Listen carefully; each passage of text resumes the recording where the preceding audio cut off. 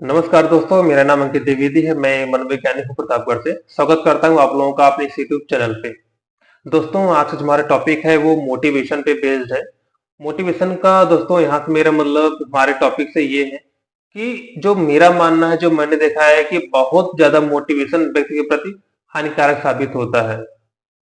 और कई बार लोग जब साइकोलॉजिस्ट के पास विजिट करते हैं, काउंसलर के पास विजिट करते हैं या उन्हें किसी प्रोग्राम में बुलाते हैं, तो कई बार उनसे ये कहते हैं कि आप हमारे बच्चों को मोटिवेट कर दीजिए। जैसे अगर बच्चा पढ़ाई नहीं कर रहा तो एकदम पढ़ाई करने बैठ जाए, उसके अच्छे नंबर आने लगे।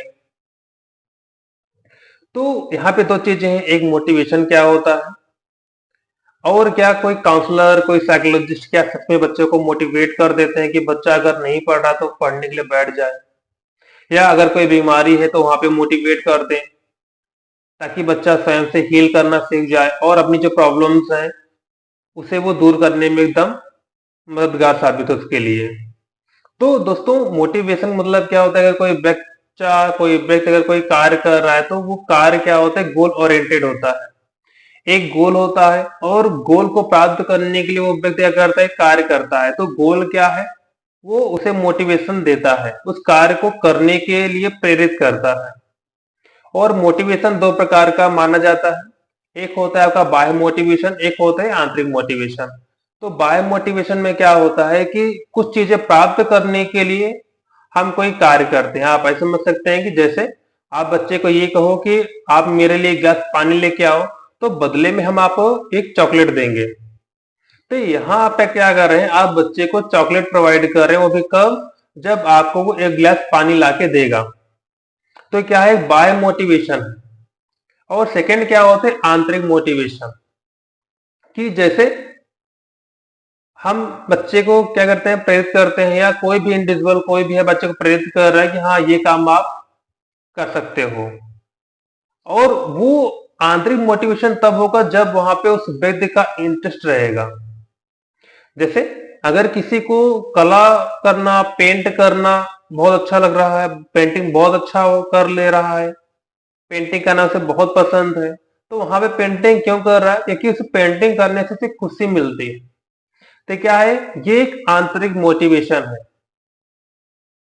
तो यहाँ पे मेरे टॉपिक का मतलब ये नहीं है कि मोटिवेशन होता क्या है। मेरे टॉपिक का मतलब ये है कि बहुत ज्यादा मोटिवेशन वो हार्मफुल साबित होता है। और कोई भी काउंसलर हो या साइकोलॉजिस्ट हो या मेंटल हेल्थ प्रोफेशनल हो, वो किसी को मोटिवेट नहीं करता है।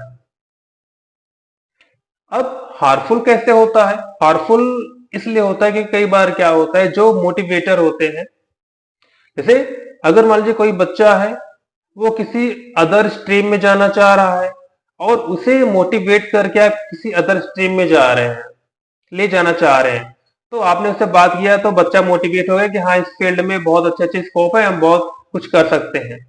लेकिन अब बच्चा क्या हुआ, जैसे वो स्ट्रीम सिलेक्ट किया, आगे चल के अब क्या है, क्योंकि उसका इंटरेस्ट, आंतरिक मोटिवेशन नहीं बन पा रहा है, तो फिर क्या होगा? अब वो मेंटल इलनेस की ओर वो बढ़ना स्टार्ट कर देगा। कोई ना कोई मेंटल इलनेस से पकड़ ही लेगा। कई बार यही बच्चे करते हैं।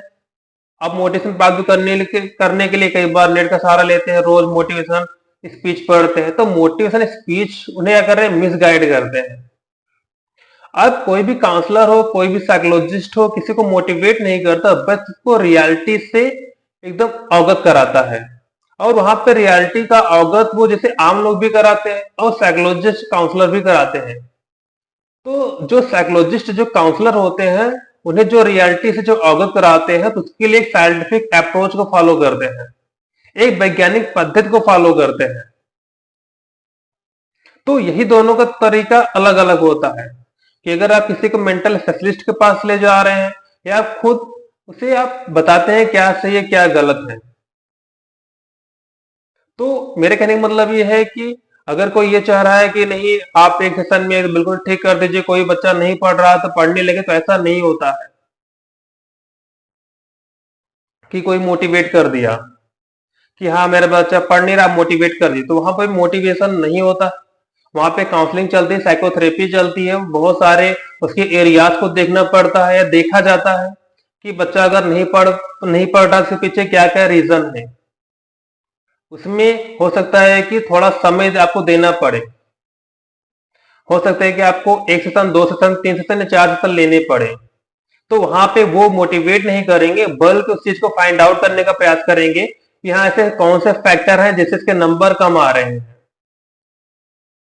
तो वहां पे भी वो एक साइंटिफिक अप्रोच को फॉलो करेंगे, ना कि उसे बुला के मोटिवेट करेंगे कि हाँ आप पढ़ने के लिए बैठ जाओ आज से ही। तो उम्मीद करता हूँ वीडियो आपके बहुत काम आया होगा। फिर भी अगर आपके मन में कोई क्वेरी है तो आप कमेंट जरिए आप हमसे पूछ सकते हैं। धन्यवाद।